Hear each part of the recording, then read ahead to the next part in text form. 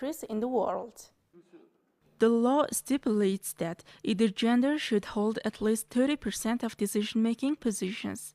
As of 2023, Mongolia has 17.3% female representation in decision-making roles, ranking 127th out of 193 countries worldwide. Recently, the Mongolian government has initiated many activities to promote gender balance. However, researchers emphasize that these efforts need to be intensified in the future. The right to be elected, whether male or female, should be granted to everyone equally without any obstacles. However, due to various societal factors that influence whose rights are more effective, women are often excluded from political parties' political activities.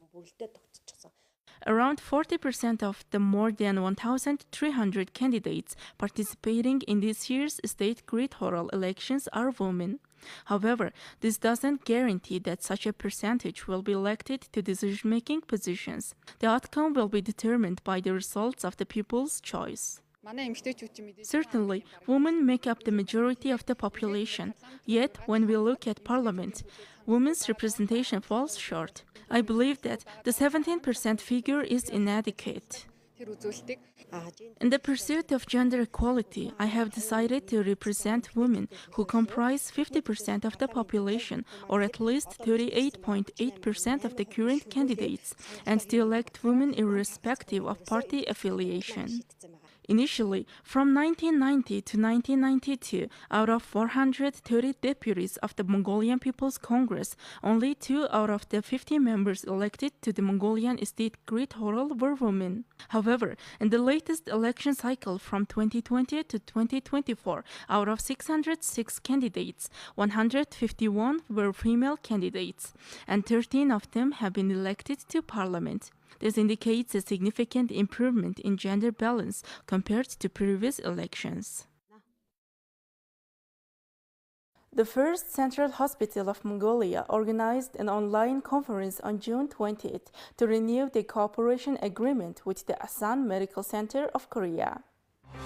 In a recent conference, the first Central Hospital of Mongolia was represented by Director General Hishijaral, head of the Center for Organ Transplantation Batiredui, and Foreign Relations Specialist Kirill Toya.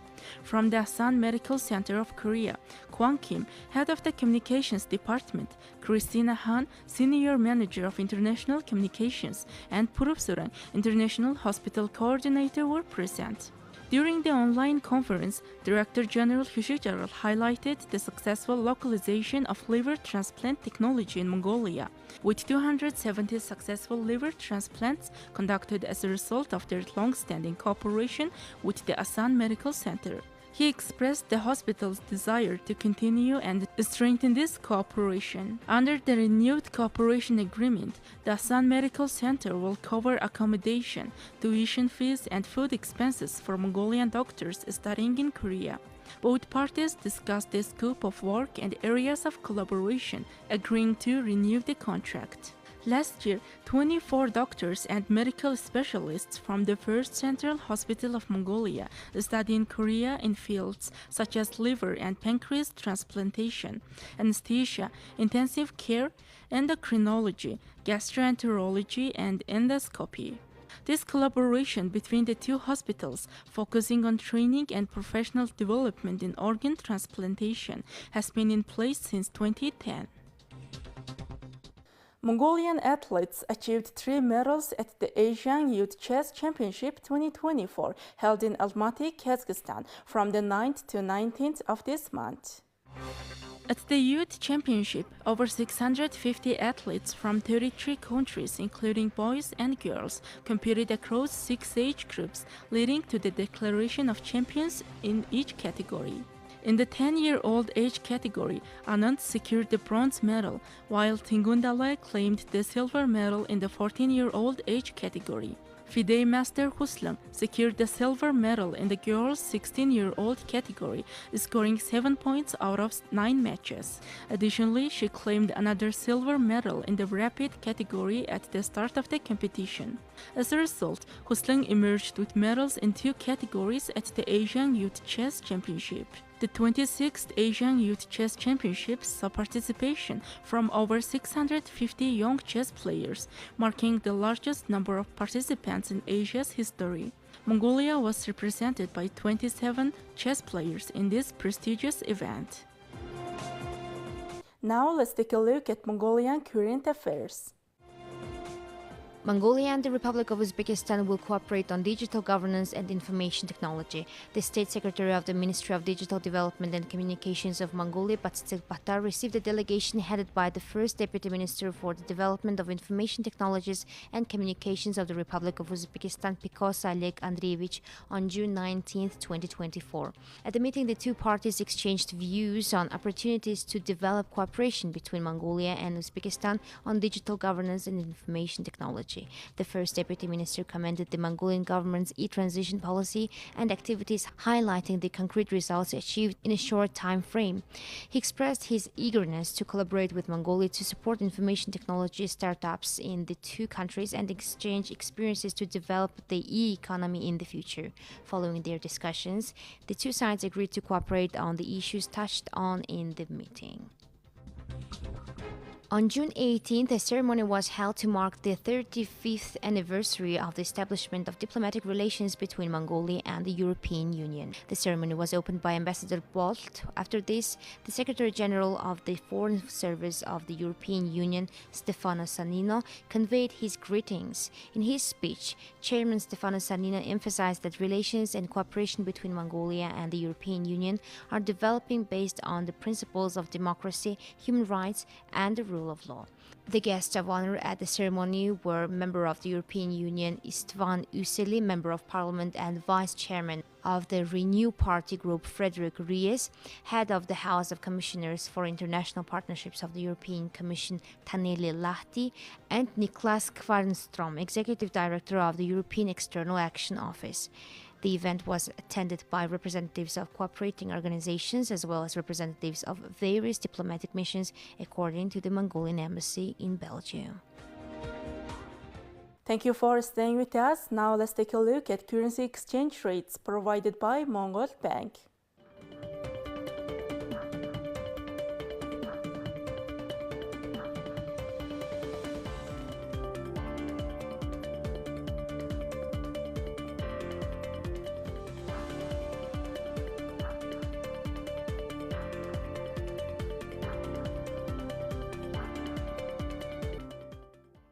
Next, our program will turn our attention to foreign news partnered with international news agencies. A United Nations Human Rights Office report has looked at 6 Israeli attacks in Gaza in 2024 within the context of the possibility of them being seen as crimes against humanity. That have been documented, for instance. The report details 6 emblematic attacks involving the suspected use of GBU-31s, or 2,000-pound bombs, GBU-32, 1,000-pound bombs, and GBU-39s, 250-pound bombs, from the 9th of October to the 2nd of December 2023 on residential buildings, a school, refugee camps, and a market. In this connection, it notes that unlawful targeting, when committed as part of a widespread or systematic attack against the civilian population in line with a state or organizational policy, may also implicate the commission of crimes against humanity, he added. Israel's choices of methods and means of conducting hostilities in Gaza since the 7th of October, including through the extensive use of explosive weapons with wide area effects in densely populated areas, have failed to ensure that they effectively distinguish between civilians and fighters. We start with that as a reference point and look at what else has been done from a military point of view, including the nature of weapons that's been used. So it became very clear to us that the nature of weapons that were used, especially on wide area, that have wide area effect, is extremely dangerous in the context of Gaza. And we've been saying this in several reports and statements, that Gaza is a very densely populated area.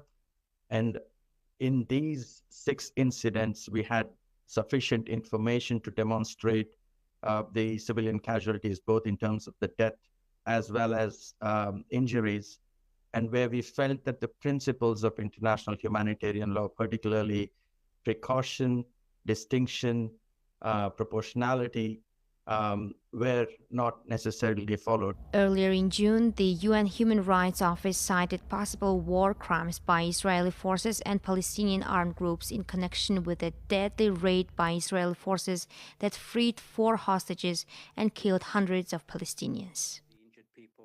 South Korea says it will consider sending arms to Ukraine after Russia and North Korea rattled the region and beyond by signing a pact to come to each other's defense in the event of war. The comments from a senior presidential official came Thursday, hours after North Korea's state media released the details of the agreement.